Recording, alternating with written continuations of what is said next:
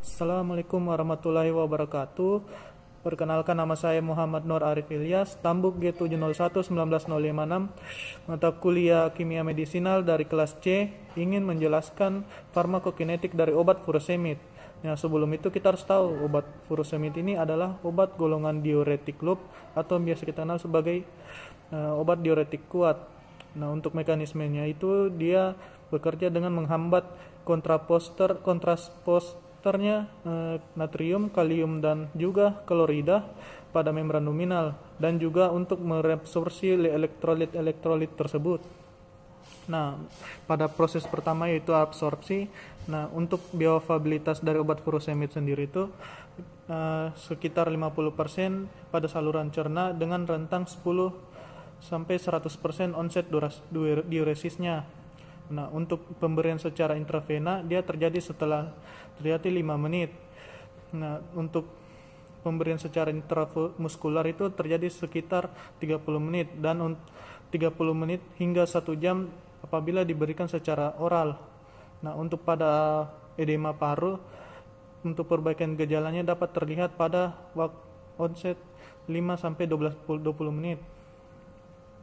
Nah, jika furosemid diberikan secara oral, maka proses yang akan terjadi pertama adalah absorpsi. Nah, sebelum onset kerja dari furosemid 5 menit sampai 1 jam yang akan didistribusikan pada tubuh dengan berikatan dan albumin, efek puncak yang diberikan per oral itu terjadi sekitar 1 sampai 2 jam. Nah, durasi kerja furosemid ini 2 jam apabila diberikan secara intravena dan 6 hingga 8 jam jika diberikan secara oral.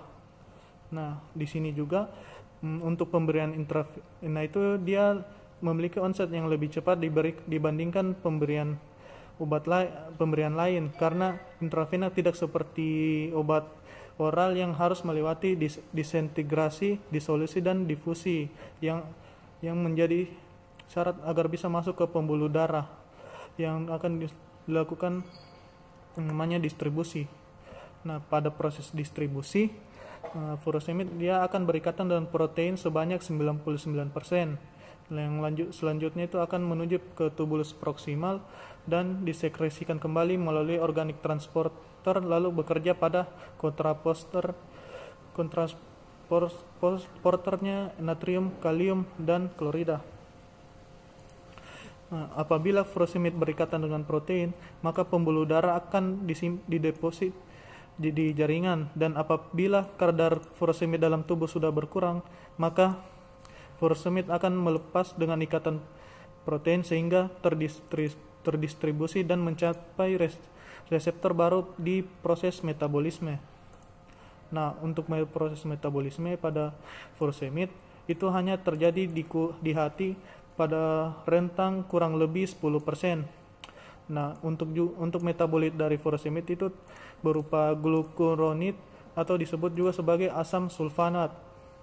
Nah, ternyata pada proses metabolisme furosemid itu tidak terlalu banyak di hati, yang dimana dia hanya di metabolisme kurang dari 10%.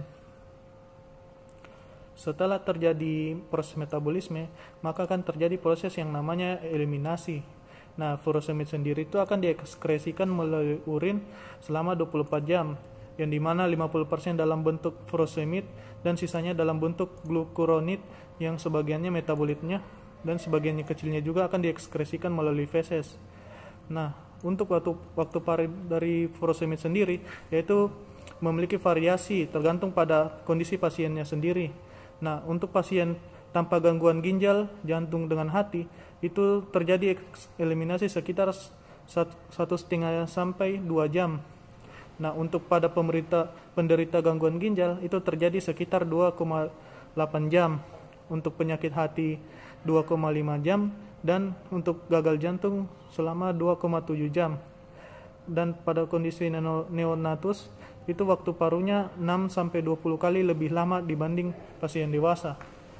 Nah, seperti kita ketahui, farmakokinetik itu merupakan respon tubuh terhadap obat, yang dimana ketika obat masuk dalam tubuh, itu akan mencapai reseptornya dan menghasilkan efek terapi. Sekian dari saya, kurang lebih mohon maaf. Terima kasih.